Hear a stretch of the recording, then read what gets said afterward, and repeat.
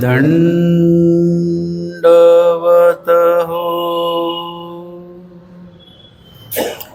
दृष्टांत निरूपणाच्या आजच्या सत्रामध्ये 35 क्रमांकाचा दृष्टांत आपण श्रवण करणार आहोत. दृष्टांत आहे इंद्रवनाचा. हे सुद्धा एक प्रकारचं वाळुकासारखंच फळ आहे. एके उभय जरठे अविद्या त्यागी दक्ष नव्हेती, ते अनधिकार्ये तयासी परमेश्वर ज्ञान नेदिती. म्हणजे ईश्वर धर्माला कोण कोण अनधिकारी आहेत आणि परमेश्वर कुणाकुणाला ज्ञान देत नाहीत, या संदर्भामध्ये आपण हे दृष्टांत बघत आहोत.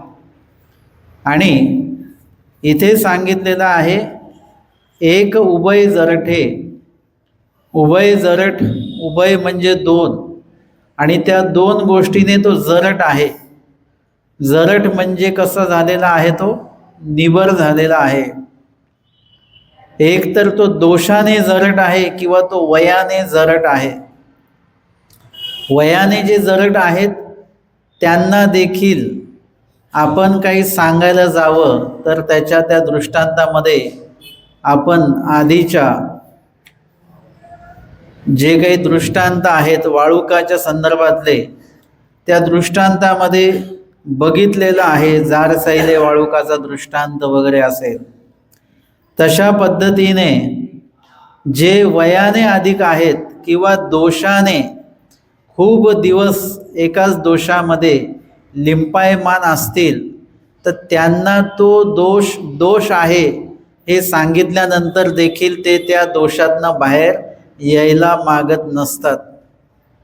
जसं ते सांगतात ना, तो एक बेडूक असतो त्या डबक्यामध्येच किती दिवस, कोणीतरी सांगतं त्याला की बाबा याच्यातनं बाहेर आहे, पाणी काही दिवसांनी आटून जाईल. तो बोलला नाही, मी खूप वर्षापासून याच्यामध्ये आहे. आणि तो त्याच्यामध्येच राहतो आणि एका दिवशी ते पाणी संपून जातं. तशा प्रकारे जर का रुमण्याच्या दृष्टांतामध्ये सांगितल्याप्रमाणे एखादे गुरुनिमित्त सुहृद यांनी वचनाधारे लीळाधारे जरी प्रमाण ईश्वर श्रीमुखीचं देऊन जरी सांगू इच्छिलं तरी देखील त्यांना काय होतं की खूप दिवस त्या दोषामध्ये राहिल्यामुळे त्या दोषाशी ती एक आपुलकी तयार होऊन जात असते. म्हणजे कधी कधी चांगलं जे कार्य आहे त्याच्याशी जेवढी आपुलकी होत नाही तेवढं वाईट कार्याशी आपण जास्त प्रमाणामध्ये जोडल्या जात असतो. का बरं? ना साजात्या वेद. जीव मुळामध्ये कसं आहे, अधमती अधगती अधरती, म्हणजे अध चालीकडे जीवाचं जास्त लक्ष असतं. आणि त्यामध्ये जर का आध चालीच्याच गोष्टी समोर दिसल्या तर त्याच्याकडे त्याला जास्त ओढा असतो आणि त्याकडेच त्याचा वेध अधिक असतो. म्हणजे लिंपाय मानता आपलेपणा त्याला त्यामध्ये अधिक प्रमाणामध्ये वाटत असते.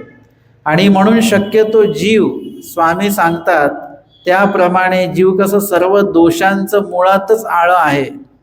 आणि त्यामध्ये जर का दोषच दिसत असतील तर दोषाकडे जीव लगेच वेधल्या जात असतो, तेवढं गुणाकडे वेधल्या जात नाही. कारण की ऊर्ध्वमती ऊर्ध्वगती ऊर्ध्वरती हा प्रकार जीवाकडे नाही.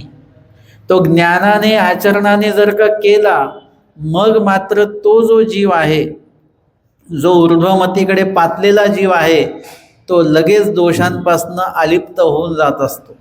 भटोबासांना जेव्हा स्वामींनी दोषांचं वर्णन सांगितलेलं आहे, जीवाकडे कुठले कुठले दोष असतात जेणेकरून त्याला परमेश्वर प्राप्त होत नाहीत, ते सांगितल्यानंतर भट्टोबास म्हणतात की हे दोष तर सगळे माझ्याकडेच आहेत. आणि मग त्यांनी काय केलेलं आहे, स्वामींच्या मार्गदर्शनाने निरूपणातनं ते सगळे दोष जे आहेत ते एक एक कमी कमी कमी ते करत गेलेले आहेत. आणि मग दोषांची कुठेतरी एक प्रकारे शून्यता झाल्यासारखी आहे. अशा पद्धतीने परमेश्वर जे सांगतात ते कार्य करत असताना आपल्याकडे उभय दोष जे आहेत म्हणजे अधिक वय असणं किंवा अधिक काळापर्यंत ते एखाद्या दोषामध्ये लिंपायमान असणं, या दोन प्रकारचे दोष आपल्याकडे असता कामा नये. ते असतील तर त्या दोषातनं आपण बाहेर पडत नाही, त्या मानसिकतेतनं आपण बाहेर पडत नाही. अविद्या त्यागी दक्ष नव्हेती, आणि त्याच्यामुळे अविद्या त्यागी, अविद्या म्हणजे दोष आहे, अविद्या म्हणजे एक प्रकारचा दोष आहे. मग तो सानी अविद्या असेल किंवा थोर अविद्या असेल, छोटा अविद्या असेल ना तर मोठा अविद्या असेल, छोटा दोष असेल ना तर मोठा दोष असेल, जे काही आहे त्या अविद्येच्या त्यागी म्हणजे दोषाच्या त्यागी जीव दक्ष नव्हेती, म्हणजे जीव त्या बाबतीमध्ये कुठल्याही प्रकारची काळजी घेत नाही की या दोषांपासून आपल्याला लांब जायचं आहे. खूप वर्ष एखादा व्यक्ती गोड खातोय आणि त्याला सांगितलं की तुम्हाला मधुमेह आहे बरं का, तुम्ही आता गोड बंद केलं पाहिजे, तो म्हणतो मी एवढ्या वर्षापासून खातो. ते लोक बंद नाही करत, ते खात राहतात. म्हणजे आपण तो पदार्थ जो एकेकाळी आपल्यासाठी गुणदायक असेलही, परंतु आता तो आपल्यासाठी लाभदायक नाही, तो हानिकारक आहे, हे कळल्यानंतर देखील आपण तो पदार्थ सोडत नाही. म्हणजे त्या त्यागाअर्थी तो दक्षता नाही आहे, त्याची सावधगिरी नाही. जो काही क्रिया आपण आत्तापर्यंत करत आलो ती क्रिया अविधिजन्य आहे हे कळाल्यानंतर देखील आपण त्या गोष्टीचा त्याग करत नाही. का बरं नाही करत?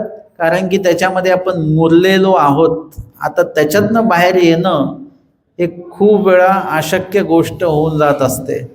आणि म्हणून ही जी क्रिया आहे ती दोष आहे हे कळल्यानंतर देखील आपण ती सोडत नाही. याला दोषाची लिंपायमानता म्हटल्या जाते. यदा कदाचित त्या व्यक्तीने जरी म्हटलं की मला या दोषाचा त्याग करायचा आहे, तरी देखील त्याच्याकडनं त्या दोषाचा त्याग होतच नाही, इतका तो त्या दोषामध्ये मुरलेला असतो.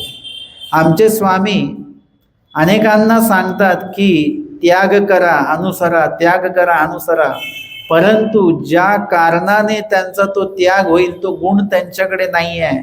त्या दोषांचा त्याग होईल अशा प्रकारचं गुणवत्ता किंवा त्या प्रकारची योग्यता, त्या प्रकारची दक्षता त्यांच्याकडे ती नाही, आणि म्हणून ते सोडल्या जात नसतं. आणि म्हणून सांगितलं ते अनधिकारी. मग ते जीव ईश्वराच्या ज्ञान कार्याला किंवा उद्धरण कार्याला पात्र होत असतील न ते अनधिकारी, ते अनधिकारी ठरतात. जरी त्यांनी ते करू म्हटलं, जरी त्याग करू म्हटलं, तरी त्यांच्याकडनं ते दोष जोपर्यंत त्यागल्या जात नाही तोपर्यंत गुणाचं जे काही संचार आहे तो होऊ शकत नाही. आमच्या स्वामींनी पण माहीम भट्टांना एक विशिष्ट काळपर्यंत त्यांना निरूपण करावं लागलं. लगेच आल्या आल्या त्यांना बोध देता नाही आला, कारण की तो दोष त्यागल्याशिवाय, त्यांचा अहंकार गेल्याशिवाय ज्ञानाचं दातृत्व करता येणार नाही. आधी जे आहे त्याचं अधीनत्व जे आहे किंवा त्याचं अधिष्ठान आहे ते आधी पुसून टाकावं लागेल. जसं पाटीवर आपण लिहितो तर त्या पाटीवर आधीच जर का भरपूर काही लिहिलेलं असेल आणि मग त्याच्यावर तुम्ही किती चांगला सुविचार लिहा, तो दिसेल का? कारण की त्याच्यावर आधीच वेगवेगळी अक्षरं लिहिलेली आहेत. त्यासाठी काय करावं लागेल? ती पाटी आधी पुसून काढावी लागेल आणि मग ती पाटी कोरी झाल्यानंतर त्याच्यावर जे लिहिल्या जाईल ते स्पष्टपणे दिसणार आहे. तशा प्रकारे परमेश्वराला जे दातृत्व करायचं आहे तर ते दातृत्व करताना त्या जीवाकडे कुठले कुठले दोष आहेत ते जेव्हा दिसतात तर त्या दोषाचं आधी क्षालन करावं लागतं. ते दोष त्या जीव स्वरूपाच्या पाटीवरून किंवा अविद्या नावाच्या पाटीवरून ते दोष पुसावे लागतात आणि मग ईश्वराचं दातृत्व जे काय आहे ते त्या ठिकाणी दिल्या जातं किंवा ते स्थिरावत असतं. आणि म्हणून सांगितलेलं आहे की ते अनधिकारी आहे, जे आपले दोष त्यागत नाहीत किंवा दोष तसेच ज्यांचे राहतात ते मात्र ईश्वराच्या त्या ज्ञानदातृत्वाला किंवा सर्व कार्याला ते अनधिकारी ठरत असतात. तयासी परमेश्वर ज्ञान ने दिती, त्यांना परमेश्वर ज्ञान देत नाहीत. आणि जरी दिलं तरी त्याचा प्रभाव त्यांच्यामध्ये होत नाही, संचार होत नाही. है ना, आपण कितीतरी ज्ञान ऐकतोच की नाही, वचन ऐकतो, वचनाचे अर्थ ऐकतो. बरं, हे आपण वाचतो देखील, अर्थ वाचतो, वचन वाचतो, हे सगळं आपण आपल्या कानावर पडत राहतं, मनावर पडत राहतं. परंतु तरी देखील आपल्याला त्या वचनाचा बोध जो आहे तो होत नाही. बोधाची निश्चिती जी आहे त्या वचनाच्या अर्थाची, त्या लीळेच्या अर्थाची, त्या निरूपणाच्या अर्थाची जी काही स्थिरावता आपल्या अंतःकरणामध्ये झाली पाहिजे ना, ती नेमकी होत नसते. आणि म्हणून परमेश्वर ज्ञान देतच नाही. आणि जरी दिलं, भटोबासानं निमित्त करून जे निरूपण होत आहे ते करत असताना जरी त्या ठिकाणी सारंग पंडित असतील, दादोस असतील, अजून कोणी मार्तंड असतील वगैरे, ज्यांनी ते ऐकलं देखील आहे, परंतु त्यांना ते प्रणवलं नाही, ते प्रभवलं नाही. कारण की त्यांचं तो अनधिकार आहे. तो अनधिकारामुळे ते ज्ञान त्यांना नाही प्रभवणार. है ना, एखादं ते कडधान्य तुम्ही भिजत टाकता, त्यातले सगळे जे कण आहेत अन्नाचे, धान्याचे, ते सगळे भिजतात चांगल्या प्रकारे. पण काही कण असे असतात ते भिजतच नाही. मग त्याला जर का तुम्ही शिजवलं तरी ते शिजत पण नाही, कुकरला लावलं तरी सुद्धा त्यांच्यात काहीच फरक नाही पडत. तसे काही लोक असतात.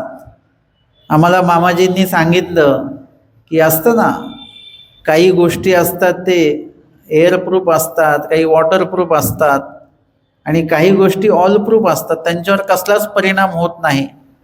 तसं मनुष्यांवर सुद्धा कधी कधी कसलाच परिणाम होत नाही. त्यांना लीळा सांगा, दृष्टांत सांगा, वचन सांगा, अजून काही निरूपण करा, काहीच फरक नाही पडत. ते आहे तसेच राहतात. ते लीळा जरी ऐकली तरी ती लीळा त्यांच्या हृदयापर्यंत कधी पोचत नाही. वचनाचा अर्थ नाही पोचत, वचनाचं आचरण पोचत नाही. परंतु या ठिकाणी यामुळे काय होतं की ते ईश्वराच्या त्या ज्ञान कार्याला अनधिकारीच राहतात. जैसा इंद्रवणाचा हा दृष्टांत स्वामींनी सांगितलेला आहे. पद्मनाभी देव यांची आणि स्वामींची भेटी झालेली आहे, आणि त्या प्रसंगानुरूप स्वामींनी हा दृष्टांत स्वामींनी बाईसांना निरूपण केलेला आहे. पूर्वार्ध 372 क्रमांकाची लीळा आहे. मार्गी पद्मनाभी भेटी धांदल मोक्ष कथन. मार्गी पद्मनाभी देव भेटले. स्वामींना पद्मनाभी देवांची भेट झालेली आहे, आणि स्वामी म्हणतात, तुमची माता पिता जोग नायकू निकेनी असती. स्वामींनी त्यांच्या परिवाराबद्दल त्यांना विचारलेलं आहे की तुमचे माता पिता आणि तुमचे जो काही परिवार आहे, जोग नायक वगैरे तुमचे भाऊ, हे सर्व व्यवस्थित आहेत का, निकेनी आहेत का? जी जी हो, सर्व निकेनी आहेत. मा तुम्ही कैसिया परी आले ती. मग तुम्ही कसे आले बरं आता, म्हणजे कसं येणं केलं वगैरे. जी जी मिये मज तिये मज निघोने दिती. त्यांनी सांगितलं, देवा ते काही मला इकडे येऊ देत नव्हते. दारवठा राखणे घातली. दारवठा राखणे घातली म्हणजे ज्या ज्या घराच्या ज्या ज्या विभागातनं बाहेर पडता येईल अशा प्रत्येक ठिकाणी त्यांनी काय केलेलं आहे, राखणे घातली. म्हणजे नजर कैद किंवा तिथे मी बाहेर पडू नये अशा प्रकारचं व्यवस्था त्या ठिकाणी केलेली होती. बाहेरे निघो नेदितीची. घराच्या बाहेर काही पडू देईनात ते लोक. तेदवाजी भाऊजयाचर्येसी सोल लाविली. आता तो मोठा वाडा आहे त्यांचा, कारण की पद्मनाभी देव आणि त्यांचा जो काही परिवार आहे यांचा मोठा एक सावकारी सारखा काही व्यवसाय आहे, पैसे जमा करण्याचा वगैरे, आणि अतिशय श्रीमंती पण आहे, आणि अजूनही पैशांचा त्यांना हव्यास आहे. आणि त्यांना असं वाटतं की हा पद्मनाभी देव काय होईल, देवाकडे निघून जाईल तिकडेच राहील, म्हणून त्याला काही ते जाऊ देत नाही.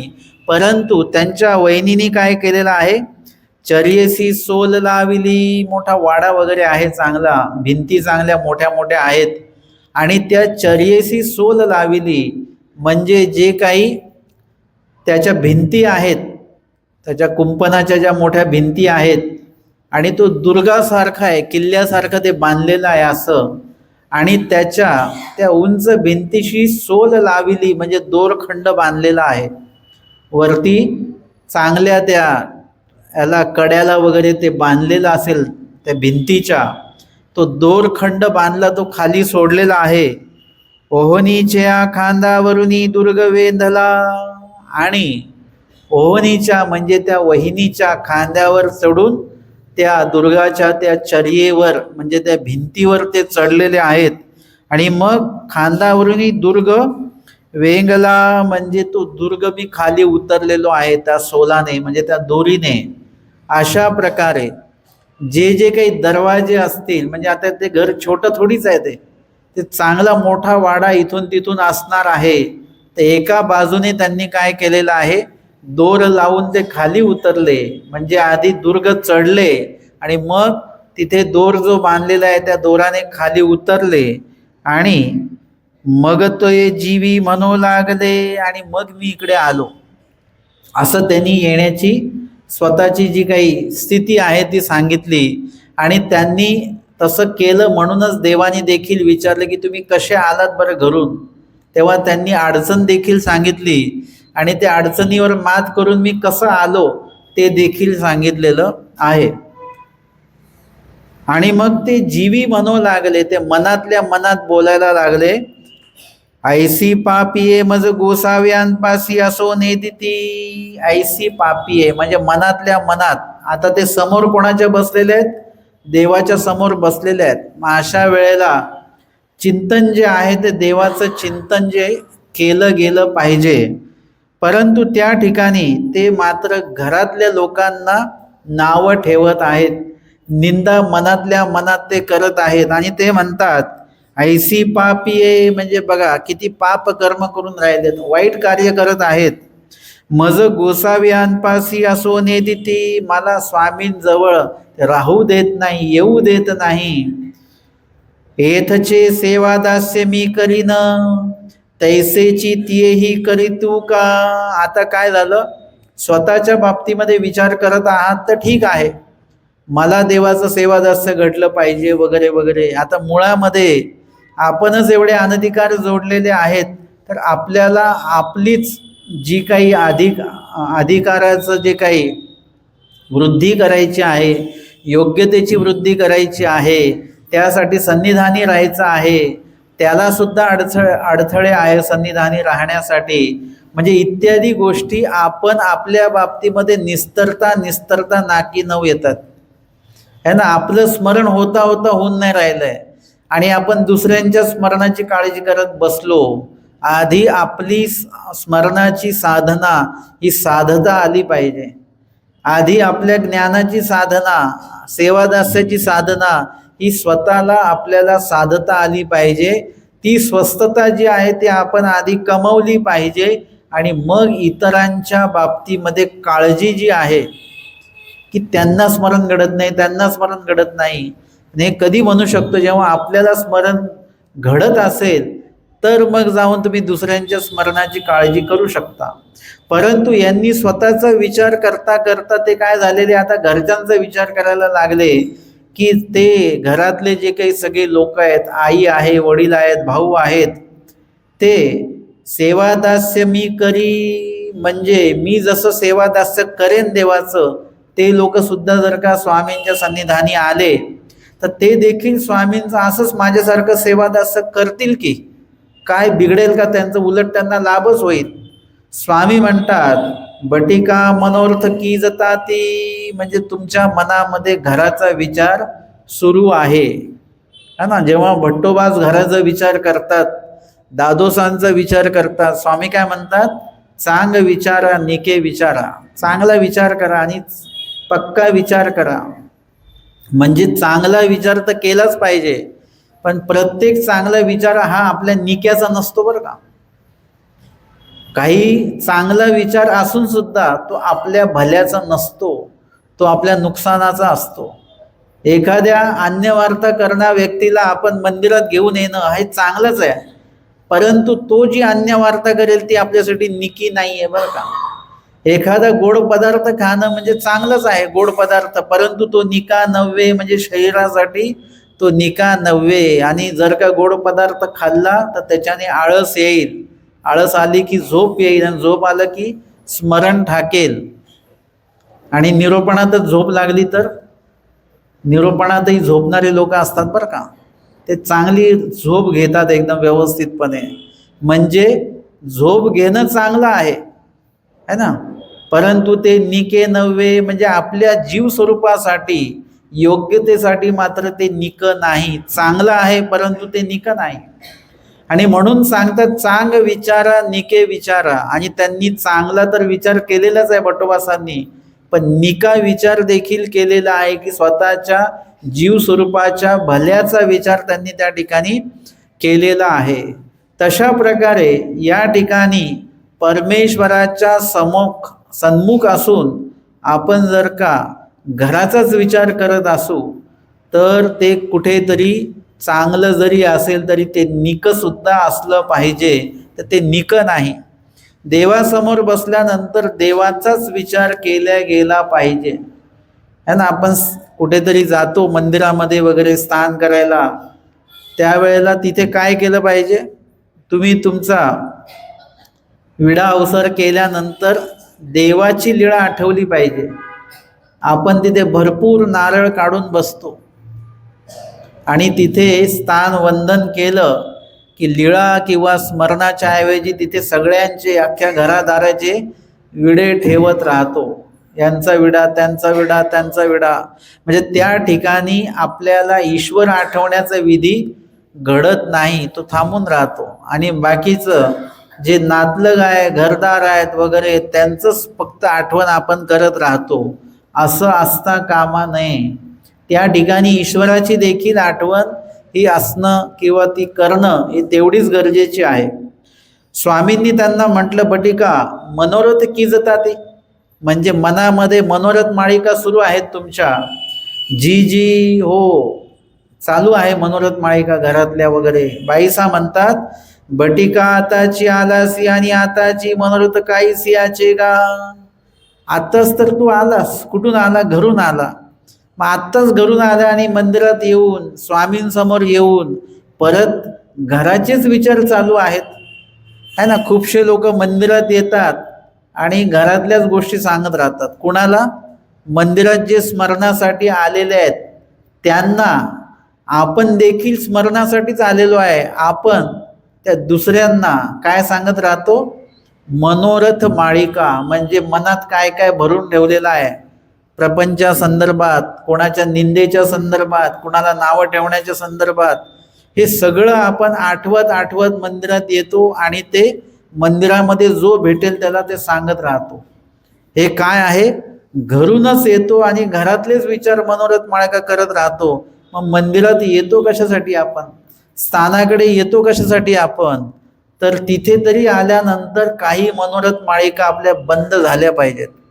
त्या ठिकाणी ईश्वराचं चिंतन जे आहे तेच त्या ठिकाणी आपल्या मनामध्ये प्रगट झालं पाहिजे, पण असं होत नाही.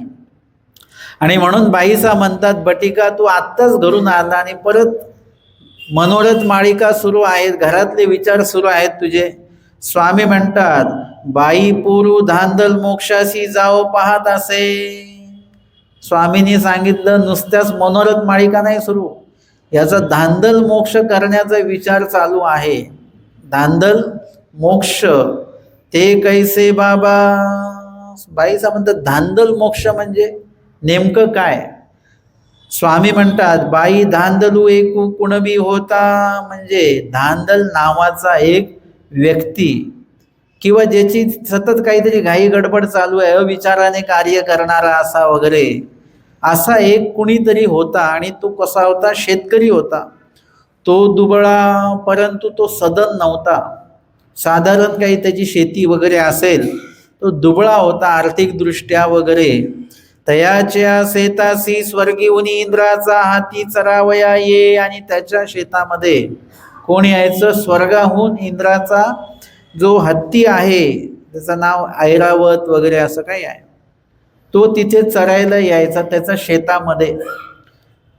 तयाची तुरी खाऊनी जाये. आणि त्यांनी जे काही पीक लावलेले, तुरी लावलेली आहे, तर तो तुरी खाऊन जायचा.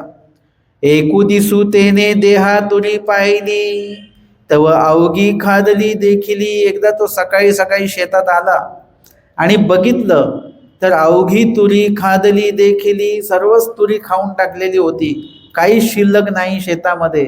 म्हणजे एक तर शेतकऱ्यांना एक तर दुष्काळ, ओला दुष्काळ किंवा सुका दुष्काळाचं संकट असतंच, पण हे तर नवीनच संकट आहे, ऐरावताचं संकट, हत्तीचं संकट. आणि हेतुकेनी तो जागो राहिला. आता त्यांनी निश्चय केला की कोण शेत खाऊन जातं, आज रात्री जागरण करूया आपण आणि शेतामध्ये कुठेतरी लपून बसूया. अशा प्रकारे तो लपून राहिला. तव तो हाती येता देखिला. तो हत्ती वरून आलेला आहे. आता त्याला ते आश्चर्य वाटलं पाहिजे होतं की बाबा वरून हत्ती कसा काय आला बरं, कुठून तरी चालत आला असता तर ठीक आहे, वरून असा हत्ती आला. हाती डांग घेऊनी धाविनला. आणि त्या हत्तीला बघून हा हातामध्ये एक काठी घेऊन त्याच्या मागे धावलेला आहे. आता तो हत्ती जसा खाली आल्यानंतर त्यांनी ते खायला सुरुवात केलेली आहे आणि हा काठी घेऊन त्याच्या मागे धावत गेला.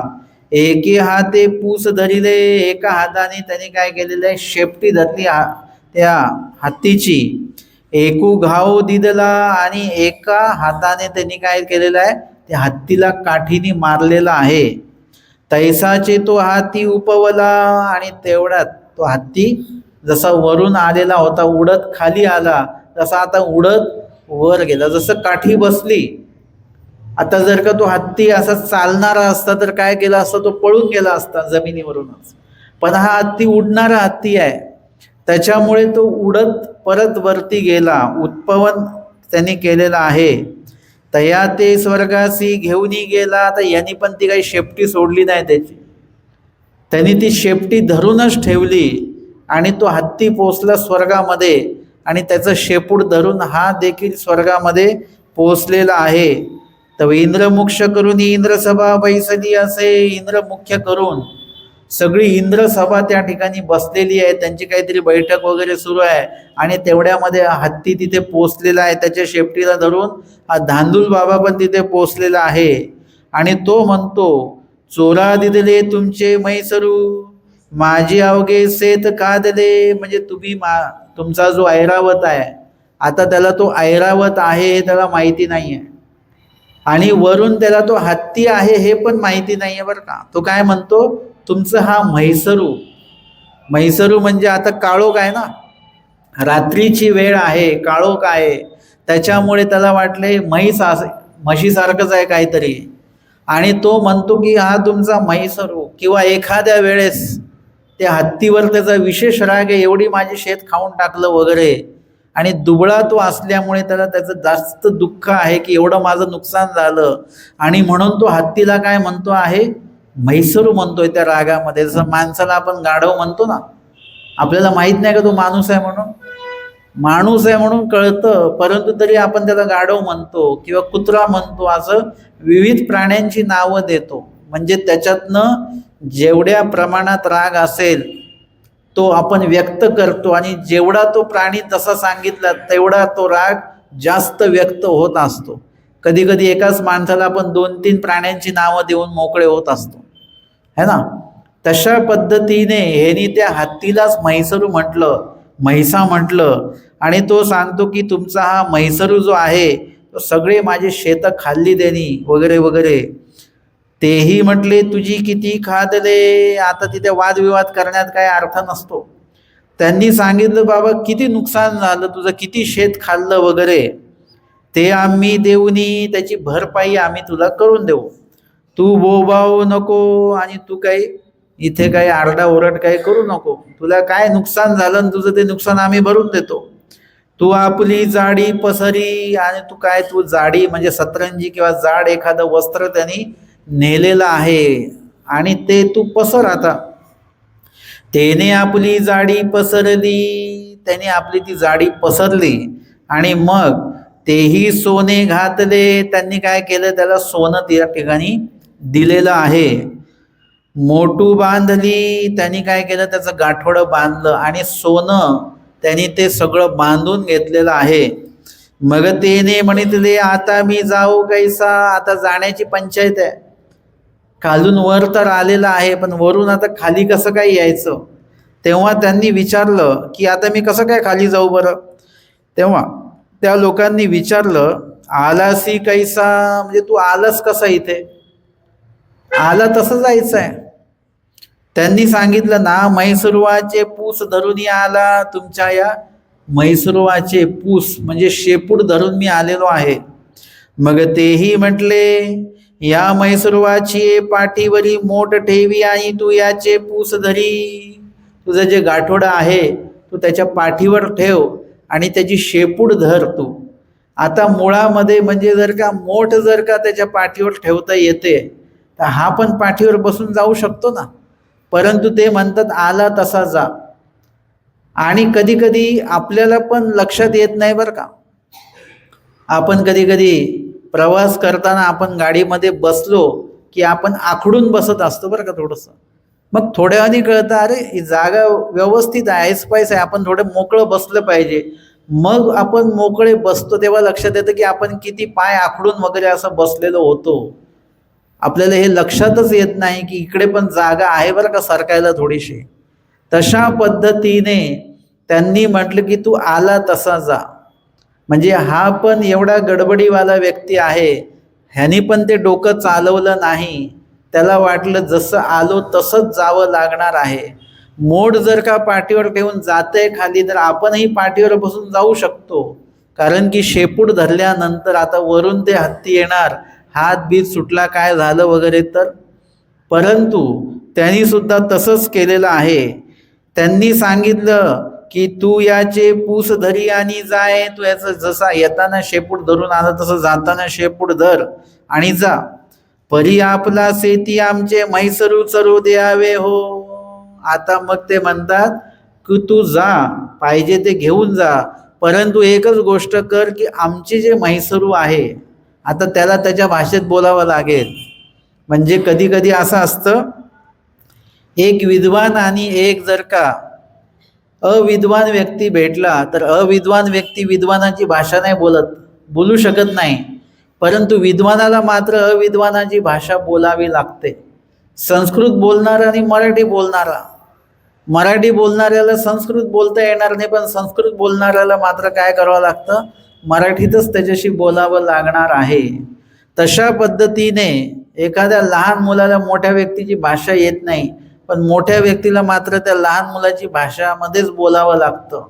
त्याला असं पाणी वगैरे बोललेलं नाही समजत, त्याला ते मम्मम बोललं तरच त्या लहान पोराला कळतं, त्याच भाषेमध्ये बोलावं लागतं. तसं आता हा धांदूल बाबा आहे, त्याच्यासाठी ते कोण आहे, म्हैसरू. त्याच्या डोक्यात ते बसलेलं आहे. आता कधी कधी काही गोष्टी अशा डोक्यात बसलेल्या असतात, त्या निघत नाही आणि ते तुम्ही काढू पण शकत नाही है ना. आपल्याकडे जो धर्मप्रवेश करतो, उपदेश घेतो, त्याला काय म्हणतो आपण, कान फुकणे म्हणतो की नाही. ईश्वर धर्मामध्ये प्रवेश करतोय आपण, चैतन्यापर परमेश्वर त्याच्या धर्मात प्रवेश करतोय. त्या प्रक्रियेला आपण काय म्हणतो, कान फुकणे. म्हणजे हे कसं झालं, थोडंसं हे साहित्यिक शब्द आहे का हा, नाही. ते म्हणतात ये तुझे कान फुकतो, किंवा तो म्हणतो हो माझे कान फुगलेले आहेत बरं का. कोणी असं मी उपदेश घेतलेला आहे, मी गुरुमंत्र घेतलेला आहे, मी धर्म प्रवेश केलेला आहे, हे शब्द त्याच्यासाठी उत्कृष्ट शब्द आहेत, चांगले शब्द आहेत. परंतु आपण त्याला कान फुकणे म्हणजे हे असंच झालं, इंद्राचा हत्ती ऐरावत आणि त्याला म्हैसरू म्हणण्यासारखं आहे. आता एखाद्याला आम्ही विचारतो बरं का, तुम्ही गुरुमंत्र घेतलेलं आहे का, ते म्हणतात म्हणजे उपदेश घेतला का, ते म्हणतात नाही लक्षात आलं. कान फुगले का, हो हो कान फुगले. म्हणजे त्यांना मग त्यांचीच भाषा आपल्याला बोलावी लागते, त्यांच्या स्तराला जावं लागतं, तरच त्या व्यक्तीला कळतं. की कान फुकले म्हटलं तरच त्याला कळतं. मग त्याला समजून सांगावं लागतं की त्याच विधीला उपदेश विधी म्हणतात. नाम मंत्र घेण्याचा विधी त्याला बोलल्या जात असतो. तशा प्रकारे त्या धांदूल बाबाला हत्ती म्हटलं तर त्याला समजणार नाही, त्याला म्हैसरू म्हटलं तरच कळणार आहे. आणि म्हणून तो बोलतो. ते म्हणतात की आमचं म्हैसरू तुझ्या शेतामध्ये तू चरू दे बरं का, तुला पाहिजे ते घेऊन जा इथून, परंतु आमच्या म्हैसरू जो आहे त्याला तुझ्या शेतामध्ये चरू देत जा. ना हो का, तो म्हणे काय हरकत नाही, तुम्हाला तुमचा जो म्हैसरू आहे तो माझ्या शेतामध्ये चरला तरी हरकत नाही, कारण आता त्या बदल्यामध्ये त्याला काय मिळालेलं आहे, सोनं भेटलेलं आहे. ते तो द्रव्य घेऊन आला, ते तो सगळं द्रव्य तो घेऊन आलेला आहे.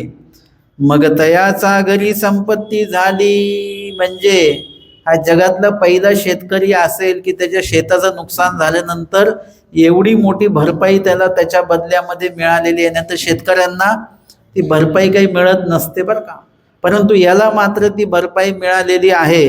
आणि नंतर तो तयाचा ते सगळं द्रव्य तो घेऊन आलेला आहे. म्हणजे एकदम व्यवस्थित प्रकारे शेपूट पकडून तो खाली पोहोचलेला आहे. आणि आल्यानंतर तयाचा घरी संपत्ती झाली. म्हणजे आता ते जे काही सोनं नाणं सगळं आणलं, त्या संपत्तीचे रंग आता दिसायला लागतील ना. सोन्याचा जो पिवळेपणा आहे तो अख्ख्या घरादारावर सगळीकडे तो पसरणार आहे. घरदार चांगल्या प्रकारे तयार झालं, कपडे लत्ते चांगले आलेले आहेत, खायला प्यायला चांगलं मिळायला लागलं. अशा प्रकारे तुपे भाते जेवू लागला. म्हणजे जेवणामध्ये रोज तूप भात वगैरे असं सगळ्या प्रकारचं जी काही सदनता आहे ती सगळ्या बाजूनी दिसायला लागलेली आहे. तांबोळे घेऊ लागला. आणि तांबोळे घेऊ लागला. खूप वेळेला असंच असतं बरं का, जो द्रव्य ज्यांच्याकडे जास्त प्रमाणामध्ये नाही त्या लोकांचं राहणीमान एकदम साधं असतं. आणि बाकीचे जे काही गोष्टी असतात त्या कधी सुचतात आपल्याला. पान खावं, हे खावं, ते खावं, असं राहावं, तसं राहावं. हे सगळंच्या सगळं द्रव्य आल्यानंतर हे सगळ्या गोष्टी सुचायला लागतात बरं का. एरवी जर का द्रव्य नसेल ना तर माणूस 2-2 किलोमीटर पायी निघून जातो. परंतु जर का द्रव्य आलं तर 1 पाऊल सुद्धा माणूस असं पायी चालायला नाही म्हणतो, कंटाळा येतो त्याला. आमच्या स्वामींनी याचं उत्तर 800 वर्षाआधी देऊन ठेवलं. काय? द्रव्य हे अस्तित्वे माजवी. द्रव्याच्या नुसत्या अस्तित्वामुळे आपल्यामध्ये दोष निर्माण होत असतो. नुसतं आठवलं जरी की आपल्या नावे किती आहे, जमीन असेल किंवा द्रव्य असेल, सोनं नाणं असेल, ते किती आहे एवढं नुसतं आठवलं जरी तरी ते अहंकार आपला वाढतो. बघायची गरजच नाही ते. तशा पद्धतीने इथे तो तांबूळ वगैरे खायला लागला. एक साधी राहणीमान त्याची होती, पण आता त्याचं ऐश्वर्य जे आहे त्याच्या राहणीमानातनं ते दिसायला लागलं. ऐसा असो लागला, असं त्याचं राहणीमान असायला लागलं आणि ते बाकीच्यांना दिसायला लागलं. म्हणजे तुमची जर का प्रगती होत असेल तर ते तुम्हाला कळण्याआधी आजूबाजूच्यांना ते जास्त लवकर कळत असते बरं का, तुमच्या वागण्यातला बदल. तव सेजी सायली म्हणू लागली, सांपे धांदल दादो अनसारिका दिस तू असे. शेजारी पाजारी जे आहेत त्या लोकांमध्ये चर्चा व्हायला लागली की सांपे म्हणजे अलीकडे धांदूल दादा जो आहे तो कसा दिसतोय, अनसारखा, आधीसारखा दिसत नाही तो. त्याचं राहणीमान वगैरे बोलणं चालणं हे सगळंच बदललं. हा धांदल दादो आता त्याच्यामध्ये ऐसे एके म्हातारिया पुसले. आणि मग अशी चर्चा चालू असताना काय झालेलं आहे, एका म्हाताऱ्या बाईनी त्यांना विचारलंच, हा धांदल दादो, सांपे तुझं खावया पेयावया अपार ऐसे झाले. म्हणजे अलीकडे तुझं खाणं पिणं वगैरे हे अपार तुला मिळतं आहे असं दिसायला लागलेलं आहे. शेताकडे जासीना ते काही ऐसी उभ काहीसी. म्हणजे अलीकडे तू शेतात पण जात नाही. हा बाबा हा कामाला जातो आणि तिकडून काहीतरी कमवून आणतो, तर असं पण नाही. हा दिवसभर कुठे कामाला जात नाही, काही नाही, आणि मग ऐसे काही म्हणजे ते काही बरं का बरं जात नाही, आणि ऐसे उभं काही म्हणजे एवढं द्रव्य आलं तुझ्याकडे की आता तू सगळं काम धंदा वगैरे सगळं सोडून दिलेलं आहेस. तव तेने म्हणे तले आहो तुम्हा पुढे काही सांगू, तर म्हणे काय सांगू तुम्हाला, माझं नशीब किती फळफळलेलं आहे. मुळामध्ये म्हणजे हे असं काही सांगितलं नव्हतं पाहिजे त्याने, परंतु काय होतं की आपल्याला आपल्यावर काही गोष्टींचं नियंत्रण ठेवता आलं पाहिजे बरं का. एखादी गोष्ट मुबलक भेटते आहे तर ते मुबलकपणा जो आहे तो नियंत्रितपणे आपल्याला उपयोगामध्ये आणता आला पाहिजे. तो जर का आपण दाखवत बसलो, त्याचं प्रदर्शन करत बसलो आणि ते कसं प्राप्त झालंय ते जगाला सांगत बसलो, तर त्यामध्येच आपलं नुकसान जे आहे ते ठरलेलं असतं. आणि म्हणून सगळ्या गोष्टींचं नियंत्रण जे आहे, आपल्याला जर का भरपूर खायला मिळतंय म्हणजे ते भरपूर खावत राहावं का आपण? नाही, ते प्रमाणातच खाल्लं पाहिजे. स्वामी सांगतात की प्राणासी आहार द्यावा, तेवढंच खाल्लं पाहिजे. किंवा मग अलंकार भरपूर मिळत आहेत, मग किती घालावेत ते? अक्षरशः मान वगैरे दुखून येईल एवढे गळ्यात घालून घ्यायचे का? ते हात दुखून येतील, हात उचलल्याच जाणार नाही एवढे अलंकार घालायचे का? नाही, तेही प्रमाणामध्येच घातले गेले पाहिजेत. म्हणजे सगळ्याच गोष्टींवर ते नियंत्रण असलं पाहिजे. आणि खूप वेळा तुमचं जे रहस्य आहे ते रहस्य तुम्ही प्रगट केलं नाही पाहिजे. आमचे स्वामी सांगतात की आपले रहस्य ते अनेका प्रती तुम्ही ते प्रगट करू नका. आपल्याला थोडं सूचित सारखं झालं की लगेच आपण सगळ्यांना सांगत बसतो, मला सूचित झालं, सूचित झालं, सूचित झालं. तुम्हाला जर का सूचित सगळ्यांना सांगायचं आहे तर तुमचं सूचित देवानी सगळ्यांना दाखवलं असतं ना. तुम्हाला का दाखवलं एकट्यालाच? कारण की ते तुमच्या आणि देवामधला तो संवाद आहे. तुम्हाला काहीतरी देवाला तुम्हाला एकट्यालाच सांगायचं, ते सगळ्यांना सांगायचं नाही आहे.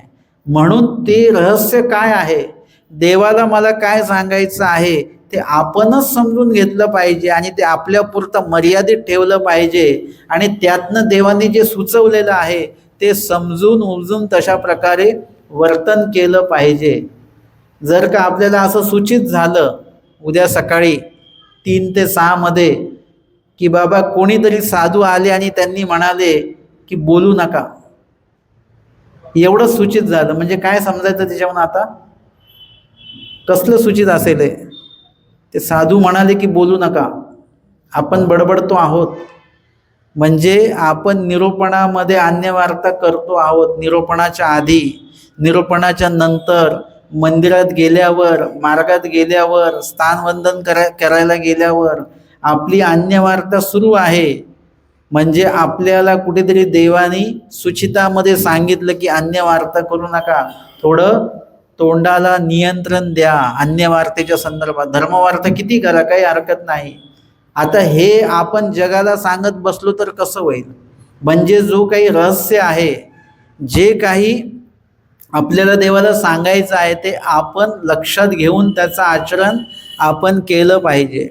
आणि म्हणून यांना जेव्हा विचारलं तेव्हा काय झालं, अहंकाराच्या माध्यमातून त्यांनी त्या म्हाताऱ्या बाईला सांगून टाकलं की मग तेने अवघी गोष्टी सांगितली. सगळी गोष्ट त्यांनी सांगितलेली आहे. मग तीही म्हणतले हो का तरी आमते घेऊन जासी. आता ते म्हणाले असं आहे का, मग आम्हाला घेऊन जाणार का तुम्ही? आता स्वर्गामध्ये जिवंतपणी कुणी स्वर्गात जात नाही, आणि जिवंतपणी जाण्याचा योग आहे आणि वरून तिथून काहीतरी आणण्याचा पण योग आहे. मग आम्हाला पण तू घेऊन जाशील का? हो का? ते म्हणे काय हरकत आहे, चालेल घेऊन जाईन. मज सांगा ते विळीचा शेतासी या, आज संध्याकाळी सगळ्यांनी या शेतामध्ये, मग मी नेईन. म्हणजे तुम्ही या असं त्या एकट्या म्हाताऱ्या बाईला आमंत्रण दिलं गेलेलं आहे. मग ती शेतासी गेली. आता ती म्हातारी बाई काही शांत बसली असेल का? तिने सगळ्यांना सांगितलं असेल की मी जिवंतपणी स्वर्गात जाणार आहे वगैरे, कसं जाणार आहे, काय जाणार आहे हे सगळं सांगितलं असेल. आणि प्रत्येकाने येण्याची तयारी त्या ठिकाणी केलेली आहे. आणि मग सगळेजण त्या शेतामध्ये त्या वेळात बरोबर आले.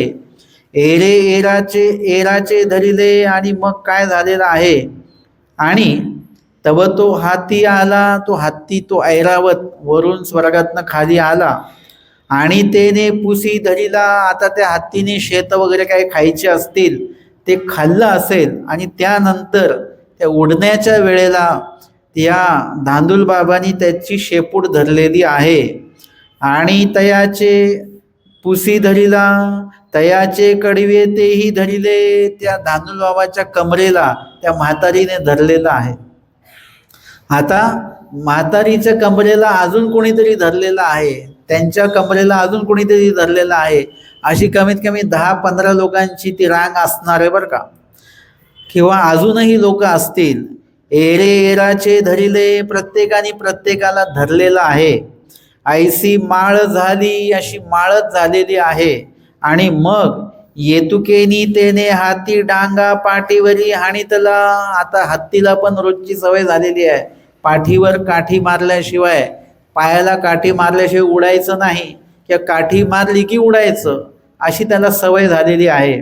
आणि मग त्यांनी हत्तीला काय केलेलं आहे, आपल्या हातामध्ये असलेल्या काठीने मारलं आणि तो उपवला आणि तो हत्ती उडला. आणि तो जसा उडत गेला तसं तसं ती जी माळ आहे जमिनीवर सगळी उभी एकमेकाला धरून ते प्रत्येकजण आता हवेमध्ये एक एक एक एक करून उडायला लागलेले आहेत. ऐसी गगनमार्गे जाता ती तैसी गगनमार्गे जातू का. आणि असं सगळे जसं ते गगनमार्गे जातात ना उडत, तशा प्रकारे सगळे जण असे गगनमार्गे उडत चाललेले आहेत. लांबून जर का कोणी बघितलेलं असतं तर तो हत्ती आणि पूर्ण माणसांची ओढ, म्हणजे एक प्रकारे हत्तीची शेपूट एवढी मोठी झालेली आहे. सगळ्या माणसांनी त्या शेपटीचं जणू काही रूप धारण केलेलं आहे. आणि तेवढ्यामध्ये काय झालेलं आहे की अन्यवार्ता का करायची नाही, उगच वायफळ का बोलायचं नाही, विषय सोडून का बोलायचं नाही, त्याचं उत्तर या पुढच्या ओळीमध्ये येतं. आता हे सगळं प्रवास व्यवस्थित चालू होता, सगळेजण वर चाललेले होते. आणि तेवढ्यामध्ये त्या म्हातारीने काय केलेलं आहे, त्या धांदूल बाबाला विचारलेलं आहे. तव म्हातारिया एकी पुसले, एका म्हातारीने विचारलं, हा धांदल दादो तेत दामाचा कापूस किती. म्हणजे असतं ना ते, आपण समजा गावाकडनं चाललेलो शहरामध्ये तर सहजपणे विचारलं आपण की तिकडे हे आमका आमका काय भाव असेल बरं, म्हणजे आपल्याकडे गावाकडे स्वस्त आहे, शहरामध्ये केवढ्याला असेल, मग इथे एवढं आहे तर तिथे केवढ्याला असेल, हे सहजपणे आपण काय करत असतो, विचारत असतो. तशा पद्धतीने त्याने त्या म्हातारीने, आता चालली कुठे आहे आपण, स्वर्गामध्ये चालले, तर स्वर्गाच्या गोष्टी तशा स्तराच्या गोष्टी असल्या पाहिजेत. तिथे स्वर्गामध्ये कापूस घ्यायला जाणार आहेत का, स्वर्गात जायचं आणि आणायचं काय, कापूस. आणि तो सगळ्यांना सांगायचा की हा कापूस साधारण नव्हे, हा स्वर्गातला कापूस आहे. म्हणजे त्याच्यासाठी तो कापूस आणायला जायचा आहे का, तिथे जर कोणी कापूस द्यायचा असेल तर तो घ्यायचा का, स्वर्गातही जाऊन कापूसच घ्यायचा आहे, मग कशाला जायचं. जसं त्या वेवाच्या दृष्टांतामध्ये सांगितलं ना, मोडीये तोडी आणि वेवची दे. म्हणजे कल्पवृक्ष प्रसन्न झाल्यानंतर काही जेवण त्याने काही वेव मागितला पाहिजे होता का, त्याने काय तरी अजून परीस वगैरे अशा काही गोष्टी मागत बसला असता. आयुष्यभर भंगार गोळा करायचा आणि परीस लावत राहायचा, म्हणजे त्याचं काय होणार, सोनं होत राहणार, हे मागितलं पाहिजे होतं. तैसे परमेश्वर प्रसन्न झाल्या जीवे काही विषय व्यवहार मागावा. म्हणजे परमेश्वराच्या संपर्कात गेलो, परमेश्वर साधकाच्या संपर्कात गेलो, निरूपणात गेलो आणि मग तिथे प्रापंचिक गोष्टी करत राहायच्या का. ते जे ज्ञान सांगणारे बाबा आहेत त्यांना प्रापंचिक गोष्टी विचारायच्या का. कधी कधी काही काही लोक प्रापंचिक काही मुद्दे असे काही मांडतात, म्हणजे अर्थातच तुम्ही तुमचं सुखदुःख सांगता हे अयोग्य नाही आहे, योग्यच आहे, पण असे काही समस्या असतात ते आमच्या पलीकडच्या असतात, त्याच्यामध्ये आम्ही काही करू शकत नाही. ते म्हणते बाबा सूनबाई माझ्याशी भांडते, आता त्याच्यात बाबा काय करतील, काय करू शकतात, बाबांकडे त्याचा उपाय आहे. सासूबाईंना दीक्षा देऊन टाकतील ते, म्हणजे सूनबाई आणि सासूबाईंचं भांडण मिटलं, ही उपाय आम्ही करू शकतो. परंतु तुम्ही म्हणाल ते सूनबाईंचं तोंड बंद झालं पाहिजे, तर ते आम्ही काय करू शकतो का, त्यावर काही असं काय करू शकतो का, देवाला काहीतरी सांगा, काय सांगता येईल देवाला. म्हणजे इत्यादी प्रकारे कुठेतरी देवच सुनबाईला बोलायला लावत असेल, त्या निमित्ताने का होईना सासूबाई घराच्या बाहेर पडतील आणि देवाला अनुसरतील. जसा तो कुष्टिया बाहेर पडला की नाही, तसं तरी का होईना जीव बाहेर पडला पाहिजे, असं नाही तर तसं. परंतु त्या ठिकाणी परमेश्वर प्रसन्न झाले किंवा अशा प्रकारचा काही ईश्वरी योग असेल तर तिथे प्रापंचिक गोष्टी करत बसायच्या नाहीत. त्या ठिकाणी धर्मवार्ताच झाली पाहिजे. स्वर्गामध्ये चाललेले आहेत तर स्वर्गाच्या बाबतीमध्ये काहीतरी विचारलं पाहिजे होतं. तिथे हे असतं का, ते असतं का, अमकं टमकं काय काय असतं, काय काय असतं हा प्रश्न विचारला पाहिजे होता. आणि विचारलं तिथे दामाचा कापूस किती, एका दामाचा किती कापूस मिळतो, म्हणजे तिथं जर का स्वस्त असेल तर तिकडूनच घेऊन येऊ. म्हणजे जर का तो कापूस आणला असता तर जगातलं पहिलं हे आयात झाला असता कापूस आपल्या देशामध्ये स्वर्गातनं. माई तुका आता तो धांदूल बाबा जो आहे त्याला एवढा अहंकार चढलेला होता की त्याने तिथे कापूस बघितलेला पण नाही, कापसाचे भावही झाले नाही, तिकडे काही कापसाचा बाजारही नाही, काहीच नाही आहे. परंतु मी नेहमी स्वर्गामध्ये येतो जातो आणि मला स्वर्गातली सगळी माहिती आहे, काना कोपरा माहिती आहे, हे दाखवण्यासाठी त्यांनी काय केलेलं आहे, हात असा पसरला, एवढा कापूस मिळतो. आता त्यांनी किलोमध्ये सांगितला पाहिजे होता ना, 1 किलो मिळतो, 2 किलो मिळतो.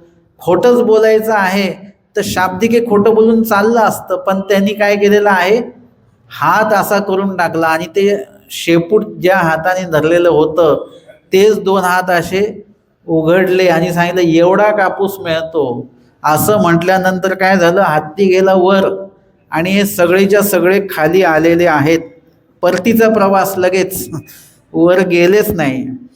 आता या ठिकाणी सांगतात, स्वामी म्हणतात की हात पसरिले हातीचे पूस सुटले नि अवघीची पडली, सगळीचे सगळे खाली आले. स्वामी म्हणतात स्वर्गी काही तेने कापूस देखिला होता, स्वर्गात त्यांनी काही कापूस बघितलेला होता का. परिलटिकिया ती अवघी पडली, म्हणजे खोटेपणाचा आणायचा म्हणजे किती आणायचा, खोटं बोलायचं म्हणजे किती बोलायचं, हे सगळं तारतम्य ठेवावं लागतं. खोटं बोलणं काही सोपी गोष्ट नाही बरं का. सगळ्यात सोपी गोष्ट खरं बोलणं आहे. खरं बोलणं म्हणजे जे आहे ते बोलायचं आहे. खोटं बोलणं सगळ्यात कठीण आहे, सगळं तयार करावं लागतं आहे ना. काय काय बोलायचं, शब्द, वाक्य, अक्षर, काना, मात्रा, वेलांटी, हे सगळं नव्याने तयार करून ते बोलायचं, ते पटवून द्यायचं, तसा अभिनय करायचा. आणि जेवढं खोटं बोललं तेवढं लक्षात पण ठेवावं लागतं की आपण काय काय खोटं बोललेलो आहोत. आणि खोटं बोलल्यामुळे आपलं अनेक वेळा नुकसान होतं. आमचे स्वामी सांगतात हासताही लटिके, बोलायचं नाही. मस्करीमध्ये सुद्धा खोटं बोलल्या गेलं नाही पाहिजे. ते बोलले ना खोटे महादोबा भक्तांसोबत, किती मोठं खोटं बोलले ते, की स्वामींचं ऐसे नि ऐसे झाले सर्पनिमित्ते. आणि हे 3 वेळा त्यांनी विचारलं. बरं, एकदा खोटं बोललं तर हरकत नाही, दुसऱ्यांदा विचारलं तर दुसऱ्यांदाही खोटंच बोलले, ठीक आहे, हरकत नाही. पण तिसऱ्यांदा त्यांनी विचारल्यानंतर आता त्यांनी थांबलं पाहिजे होतं की बाबा यांनी तिसऱ्यांदा विचारतायत, नाही मस्करी 2दा ठीक आहे, तिसऱ्यांदा परत विचारतायत, त्यावेळी त्यांनी म्हटलं पाहिजे होतं नाही मी खोटं बोलतोय. पण तिथे पण ते बोलले ना साच. स्वामी म्हणतात हा बटो ऐसा सत्यही अर्थ लोक सांगत नाहीत. कोणाचं कोणी मेलं असेल तर पटकन त्याला सांगतात का असं असं झालं, त्याला जाऊन त्याला तिथे कोण आहे सोबत काय नाही वगैरे सगळं विचारून वगैरे हळूहळू त्याला ते सांगितल्या जात असतं. मा येसने असत्य तुम्हा कैसे बोलविले, इतकं मोठं खोटं आपण कसं काय बोलू शकतो, ते बोलू नये. आणि या ठिकाणी धांदूल बाबांनी ते खोटं बोललं, नाहीतर तो खोटं बोलला नसता तर कदाचित बाकीचे सगळं गाव श्रीमंत झालं असतं वगैरे वगैरे. आणि आत्महत्येसी कारण झाली, आत्महत्या म्हणजे स्वतःचीच हत्या करण्यासाठी कारणीभूत झाले. कोण, एक तर इतरांच्या हत्येसाठी तो धांदूल बाबा कारणीभूत झाला, त्यांना हात सोडायला लावलेली जी म्हातारी आहे ती कारणीभूत झालेली आहे. आणि प्रत्येक जण स्वतःचं हिंसा करून बसलेलं आहे. कशाच्या मोहापायी, द्रव्याच्या मोहापायी, श्रीमंत होण्याच्या मोहापायी. आपण काय असतो, घसरत असतो. एकतर श्रीमंत होतो म्हणून म्हणजे वर जातो, म्हणजे कशाने वर जातो आपण, द्रव्याने वर जातो, पण आपली नीतिमत्ता मात्र घसरत असते आणि त्याच्यामध्ये आपण आपली स्वतःची आत्महत्या करून घेत असतो बरं का. द्रव्य कमवण्यासाठी आपण आपल्या नीतिमत्तेला मारून टाकतो. आपल्यातला जो काही ओले गुणाचा जो भाग आहे त्याला मारून टाकतो. निष्ठुरपणा आपल्यामध्ये आपण नवीन जन्माला घालत असतो. म्हणजे इत्यादी प्रकारे आपण काहीतरी होण्यासाठी काहीतरी आपल्यातलं मारतो आणि त्या गोष्टींची हत्या आपण एक प्रकारची करत असतो आणि त्याच्यामुळे काय होतं, आपलं अधिक नुकसान त्याच्यामध्ये होतं. लाभ थोड्या वेळासाठी असतो है ना. आपण जेव्हा थंड पाणी पितो उन्हातनं आल्यानंतर चांगलं वाटतं की नाही, पण ते किती वेळासाठी चांगलं वाटतं, तेवढाच वेळ. दुसऱ्या मिनिटाला तुम्हाला त्याचा त्रास सुरू होतो, सर्दीसारखं वाटायला लागतं, एका तासामध्ये शिंका सुरू होतात, मग वाटतं की मगाशी थंड पाणी नसतं पिलं तर. अशा प्रत्येक सुखदायक वस्तू आहेत ते तेवढ्या पुरत्या चांगल्या, त्याच्यानंतर त्याचे दुष्परिणाम जे आहेत ते सुरू होत असतात. आणि म्हणून लटिके न बोलावे, याच्यातनं आचार काय सांगितला बरं. ही घटना आम्हाला देवाने का सांगितली, ही नुसतीच विनोदी घटना आहे अशातला भाग नाही. या विनोदातनं देखील आपल्याला काहीतरी महत्वपूर्ण तात्पर्य घ्यायचं आहे. की स्वामी सांगतात की लटिके न बोलावे, म्हणजे लटिके बोलू नये.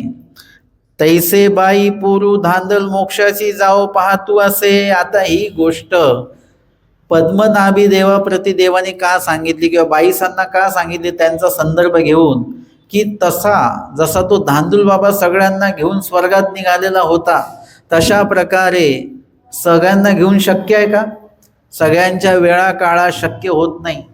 तुम्ही जर का अशी सगळ्यांना जमवून जर का विचारलं की किती वाजता निघायचं आपण स्नान करायला, कोणी म्हणेल 5 वाजता जाऊ, कोणी म्हणेल 5 वाजता नको थंडी जास्त 6ला जाऊ, एखादे म्हणेल नाही मला 7ला जमेल, कोणी म्हणेल 8ला, कोणी म्हणेल 12 वाजता. म्हणजे प्रत्येकाच्या वेळी वेगवेगळे असणार. तुम्ही सगळ्यांना घेऊन धर्मकार्य करायला जाल, पण कुणाचाही एकमेकांशी जर का ताळमेळ नसेल तर काय होईल की आपल्याला धर्म साधल्या जाणार नाही. तुम्हाला 5 वाजता स्मरणाला यायचं आहे, परंतु कोणीतरी म्हणेल की तुम्ही तिथे थांबा, मी पण येतो, म्हणजे सोबत जाऊ तिथून. म्हणून आपण 5ला मंदिरात पोहोचणार आहे, परंतु 5:30ला पोहोचलो, म्हणजे अर्धा तास आपला स्मरणाचा गेला. म्हणून धांदूल मोक्ष धर्माच्या बाबतीमध्ये करू नका. निरूपणाला यायचंय तुम्ही तुमचं एकटं या. कोणी म्हणालं की आम्ही पण येतो तुम्ही थांबा, नाही मी नाही थांबणार, मी माझ्या वेळेवर निघणार. तुम्ही तेवढ्या वेळात तिथे येत असाल तर या, तुम्ही तेवढ्या वेळात तिथे नसाल तर मी निघून जाईल. तुमच्या स्मरणातला वेळ तुम्ही तो वाया घालवू नका, वजा करू नका. तुमच्या निरूपणाचा वेळ तुम्ही वजा करू नका. आणि सगळ्यांना घेऊन म्हणून काही गोष्टी करायला जाव्यात, चांगली गोष्ट आहे, पण सगळेजण तुमच्या वेळेशी जोडल्या जाणार नाही, तुमच्या अधिकाराशी जोडल्या जाणार नाहीत. कदाचित तुम्ही मंदिरात आलात आणि नंतर कळालं की इथे निरूपण आहे, आता आपण इथे 1 तास बसूया, पण तुमच्या सोबत आलेली व्यक्ती म्हणते नको आपल्याला वेळ होईल, जावं लागेल. तुमची इच्छा नसताना तुम्हाला उठावं लागतंय. म्हणजे धांदूल मोक्ष करायला जावं तर काय होतं, आपलं त्याच्यामध्ये नुकसान होतं. धर्माच्या बाबतीत तरी आपण हे पथ्य पाळलं पाहिजे. आणि म्हणून स्वामींनी सांगितलेल्या एका वचनाची प्रतीती त्यावेळेला येते की एकला विजया. धर्मकार्याच्या बाबतीमध्ये तुम्ही एकट्याचेच निर्णय तुमचे वैयक्तिक एकट्यासाठी असले पाहिजेत, की तुम्ही स्वतंत्र आहात. मी मंदिरात तुमच्या सोबत येईल, पण परत येताना मात्र तुम्हाला लवकर जायचं, तुम्ही लवकर जा, मी तुमच्या सोबत येणार नाही. मला जेवढ्या वेळ पाहिजे तेवढ्या वेळ मी बसणार आहे मंदिरामध्ये, माझी स्वस्थता असेपर्यंत. माहीम भट्ट पिंपळे वामन भटांसोबत स्वामींच्या भेटीला आले राजमठामध्ये आणि स्वामींना बघत राहिले, मागील अवघेची विसरले. आणि त्यावेळेला पिंपळे वामन भट स्वामींचं पूजा अवसर सगळं करून ते निघतात आणि ते माहीम भट्टांना म्हणतात भटो चाला. आता त्यांच्यासोबत आलेले आहेत, मग त्यांच्यासोबतच ते निघणार. परंतु माहीम भट्ट काहीच बोलले नाही. तेव्हा स्वामी काय म्हणतात, तुम्ही चाला, ते येतील नंतर. म्हणजे त्यांना देवाने थांबवलं. ते थांबल्यामुळे काय झालं? चर्चा झाली. थांबल्यामुळे काय झालं? बोध झाला, अनुकूल झाले, निरहंकार झाले, दोष निवृत्ती झाली. निघून गेले असते तर काय झालं असतं? माहीमभट्ट भेटले नसते आम्हाला. परंतु देवाने थांबवलेलं आहे, स्वतंत्र केलं माहीमभट्टांना. परतंत्रता जी होती ती काढून टाकलेली आहे. एक वेळा गणपत अपयोग जे आहेत त्यांनीच आमच्या स्वामींबद्दल सांगितलं. गणपत अपयोज बाजाठांपर्यंत त्यांना घेऊन पण आलेले आहेत. परंतु लक्षात घ्या, लीळाचरित्र वाचताना हा फरक किंवा हा जो काही बारकावा आहे त्यातला तो लक्षात घ्या की पिंपळे वामन भट्टांसोबत माहीमभट्ट आले. गणपत अपयांसोबत आले का? गणपत अपयांना तिकडच्या तिकडेच काढून दिलेला आहे. कारण की त्यांचा अधिकार नव्हता ते चर्चा ऐकण्याचा. कदाचित गणपत अपयांनी ते ऐकलं असतं तर त्यांनाही त्याचा लाभ झाला असता देखील, परंतु अधिकार त्यांनी तो जोडलेला नव्हता.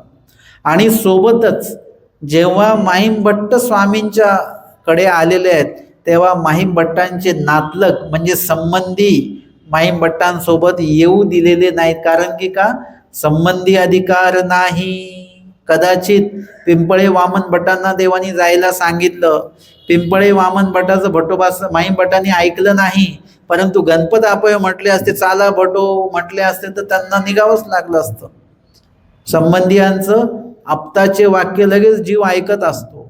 परंतु संबंधियाला येऊ दिलं नाही आणि जे आलेले होते ते संबंधीय नव्हते, त्यांनाही पाठवलं. माहीमभट्टांना स्वतंत्र केलं देवाने आणि एकटे राहिले माहीमभट्ट. आणि म्हणून विजया म्हणजे विजयापर्यंत पोचलेले आहेत, ईश्वरापर्यंत पोचलेले आहेत, बोधापर्यंत पोचलेले आहेत. अशा प्रकारे या ठिकाणी स्वामींनी धांदूल मोक्षाची कथा सांगितली की पद्मनाभी देव पण मनात विचार काय करत आहेत की माझ्यासोबत माझे नातलग देखील आले पाहिजेत, है ना. सगळेजण आले पाहिजे, सगळ्यांनी देवाची सेवा केली पाहिजे. इथे आपल्यालाच घडून नाही राहिली तर दुसऱ्यांचा कुठे विचार करत राहतात त्याच्यामध्ये. पहिले आपल्याला साध्य करा ती गोष्ट, आपल्याला ती गोष्ट अवगत झाली पाहिजे आणि नंतर मग बाकीच्यांचा विचार केला तर केला. तशा पद्धतीने इथे स्वामी सांगतात इंद्रवणाचा दृष्टांत. कोवळे इंद्रवणासे ते तोडी जे ते तुटे. ते जर वेलाला आलेलं असतं आणि काकडीसारखंच ते फळ आहे, ते जर का कवळं आहे जोपर्यंत, तेव्हा जर का तुम्ही तोडलं त्याला तर ते तुटतं. त्याची देठी निबर झाल्या म्हणजे त्याचा देठ जोपर्यंत कवळा आहे, आणि ते इंद्रवन देखील कवळं आहे. जे कवळं असेल तर ते खावया योग्य आहे, सर्वाधिकारी आहे ते. परंतु ते जेव्हा इंद्रवन जरट होईल त्याच वेळेला त्याचा देठ देखील कसा होणार आहे? निबर होणार आहे. आणि तो निबर झाल्यानंतर तोडी जे तरी न तुटे. मग ते किती तोडायला गेलात तुम्ही तर ते तुटणार नाही सहजासहजी. कवळं जर का असेल तर पटकन ते खोडल्या जातं. ते निबर झाल्यानंतर ते खुडल्या जात नाही. किती नख तुम्ही हे केलं वगैरे तरी ते तुटत नाही. ऐसाही तोडी जे तरी मुळासी वेली हातासी ये. आणि जर का तुम्ही त्याला ओढलं जोरात, खेचलं असं, तर काय होईल की त्याची मुळासी वेली म्हणजे त्या वेलीला आलेलं ते फळ आहे किंवा ते इंद्रवण आहे, ते मुळासकट ती वेली सुद्धा उखडल्या जाईल. परंतु ते जे काही इंद्रवण आहे ते काही खुडल्या जाणार नाही. तैसे हा सिद्धांत, हा दृष्टांत झाला. याचा सिद्धांत सांगतात की तैसे उभय जरटी निरूपणाचे नि आक्रोशे करुनी. उभय जरट जो व्यक्ती आहे, दोषांनी किंवा ममतेने जो जरट आहे किंवा वयाने जो जरट आहे, त्याला तुम्ही जर का निरूपणाचे नि आक्रोशे, पुन्हा पुन्हा पुन्हा जबरदस्ती निरूपण करून करून करून जर का तुम्ही त्याला भिक्षा करविजे म्हणजे जर का अनुसरण घ्यायला लावत असाल, असं असतं बरं का. एखादी व्यक्ती रिटायर झाली नोकरीतनं की सगळे लोक हात धुवून त्याच्या मागे लागतात. कधी दीक्षा घेता, कधी दीक्षा घेता, कधी दीक्षा घेता. आणि ते ऐकून ऐकून ऐकून तो एक दिवशी दीक्षा घेऊनच टाकतो. आणि दीक्षा घेतल्यानंतर काय होतं की तो आवेश असतो त्यावेळेला, मग नंतर एखाद महिन्यानी तो आवेश कमी झाला की मग त्याला वाटायला लागतं की उगाच दीक्षा घेतली बरं का. कधी कधी आपल्याला नको असतं बरं का पदार्थ पंक्तीमध्ये. आता हे उदाहरण तुमच्या लक्षात येईल. कधी कधी आपल्याला नको असतो, पण बाजूच्यांनी घेतला, यांनी घेतला, त्यांनी घेतला, आणि सांगणारे पण घ्या घ्या, म्हणणारे पण कोणतरी मोठे व्यक्ती आहेत. तर मग त्यावेळेला आपण म्हणतो आता ते म्हणतात तर घ्यावं लागेल, आणि घेतल्यानंतर मग कळतं की याची गरज नव्हती. आता हे जाऊन नाही राहिलं पोटामध्ये आपल्या. मग वाटतं की उगच घेतलं. अनुसरणाच्या बाबतीत पण हे वाक्य मनामध्ये येतं बरं का, उगच घेतलं आपण, घेतलं नव्हतं पाहिजे. पण कधी कधी काही गोष्टी दाखवण्यासाठी म्हणा किंवा आवेशामध्ये म्हणा आपण चांगलं कार्य करतो, परंतु त्या चांगल्या कार्याला आता आपण न्याय दिला पाहिजे. आता घेतलं ना, मग आता मग हे वाक्य नाही आलं पाहिजे उगच घेतलं, त्याला आता आपण न्याय दिला पाहिजे.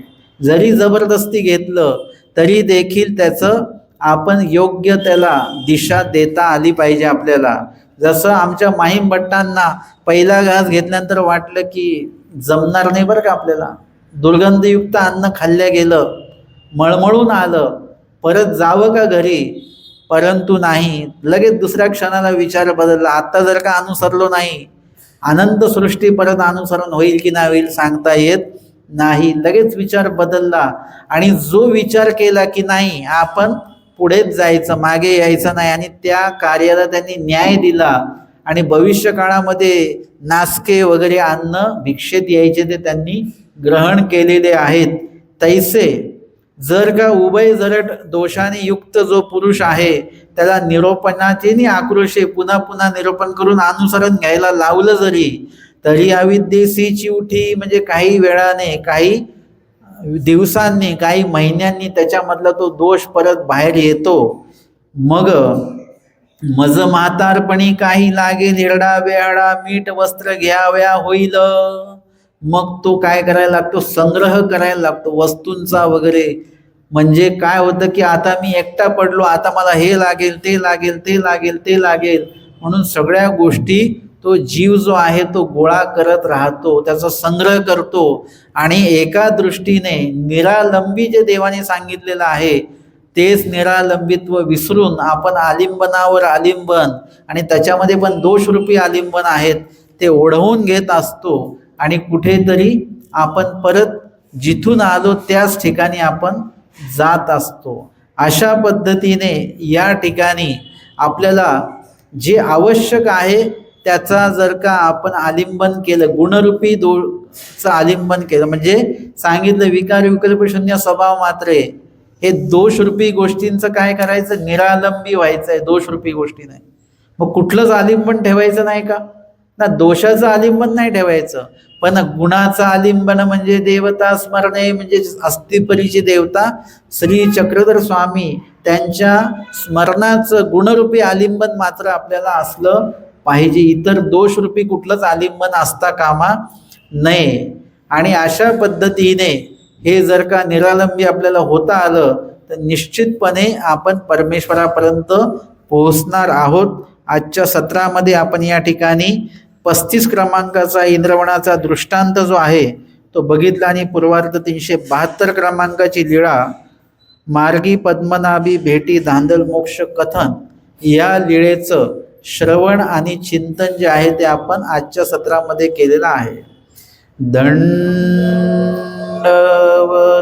हो.